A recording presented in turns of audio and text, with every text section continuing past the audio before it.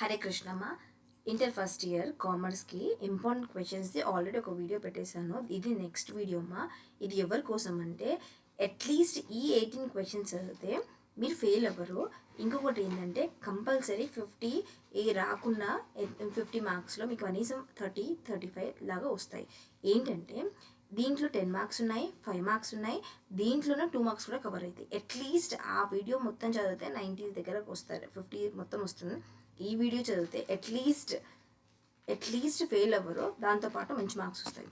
ఏంటంటే advantages and limitations of sole proprietorship. ఎగ్జామ్లో ఒకవేళ advantages and limitations of sole proprietorship అంటే ఆన్సర్ రాయండి.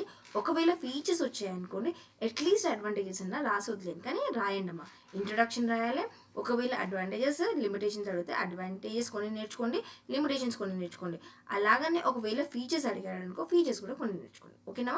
నెక్స్ట్ వచ్చేసి advantages and disadvantages of partnership. అంటే పార్ట్నర్షిప్ అడ్వాంటేజెస్ అని అడగవచ్చు, డిసడ్వాంటేజెస్ అని అడగవచ్చు. నెక్స్ట్ ఈ 2 ఆప్షన్స్లకి వెళ్ళి ఒక్కటి గ్యారంటీగా వస్తుంది. ఏంటి? Advantages and limitations of sole proprietorship and its features అని అడగవచ్చు, లేకపోతే advantages and disadvantages of partnership అని అడగవచ్చు. అంటే ఇవి రెండుట్లకి వెళ్ళి ఒకటి పర్ఫెక్ట్గా నేర్చుకున్నాం.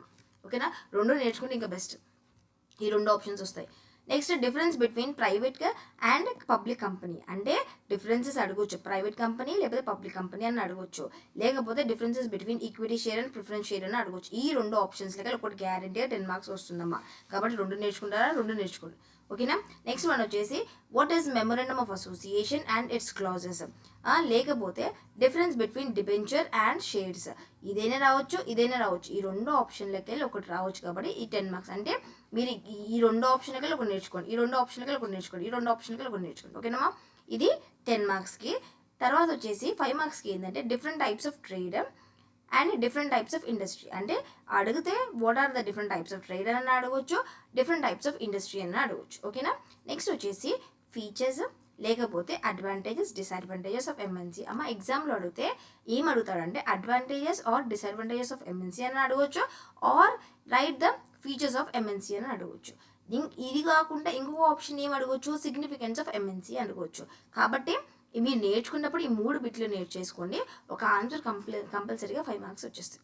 నెక్స్ట్ వచ్చేసి need significance of business finance, factors determining the business finance. అంటే బిజినెస్ ఫైనాన్స్ కోసం ఒక టాపిక్ ఎట్లా నేర్చుకోండి అంటే నీడ్ వచ్చినా రాయొచ్చు, సిగ్నిఫికెన్స్కి వచ్చినా రాయొచ్చు, ఫ్యాక్టర్స్ వచ్చినా రాయొచ్చు. కాబట్టి బిజినెస్ ఫైనాన్స్ చూసుకుని వెళ్ళండి అమ్మా, 5 మార్క్స్కి వస్తుంది.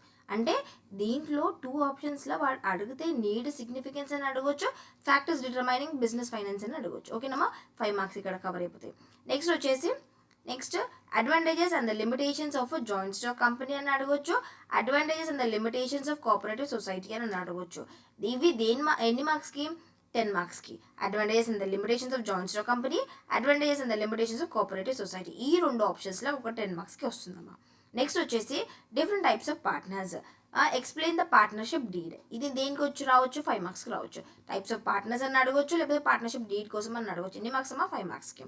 నెక్స్ట్ బెనిఫిట్ ఆఫ్ ఈ business to the customers, types of ఈ బిజినెస్ అని అడగవచ్చు. ఈ బిజినెస్లో నేర్చుకునే ఇంట్రొడక్షన్ పార్ట్ నేర్చుకున్నామా. ఇంట్రొడక్షన్ పార్ట్ తర్వాత దానివల్ల బెనిఫిట్స్ ఏంటి, కస్టమర్స్ పాయింట్ ఆఫ్ వ్యూలో డిఫరెంట్ టైప్స్ ఆఫ్ ఈ బిజినెస్. ఈ పేపర్ చదివితే ఫెయిల్ అవ్వరు. అర్థమైందమ్మా? ఏంటంటే ఎగ్జామ్ పాయింట్ ఆఫ్ వ్యూలో అట్లీస్ట్ అందరూ టాపర్స్ కాలేరమ్మా. బిలో యావరేజ్ ఉంటారు, అబవ్ యావరేజ్ ఉంటారు. ఈ పేపర్ ఎవరికి అవసరం అంటే బిలో యావరేజ్. ఇంకొకటి ఏంటంటే ఎవరు ఫెయిల్ అయ్యే ఛాన్సెస్ ఉన్నాయో వాళ్ళు ఇవి చూసేసి వెళ్ళండి. ఇందులో నుంచే వస్తాయి, మ్యాక్సిమం మార్క్స్ వస్తాయి. ఓకేనమ్మా? చదవండి అమ్మా. ఆల్ ది బెస్ట్ అమ్మా. Okay, bye.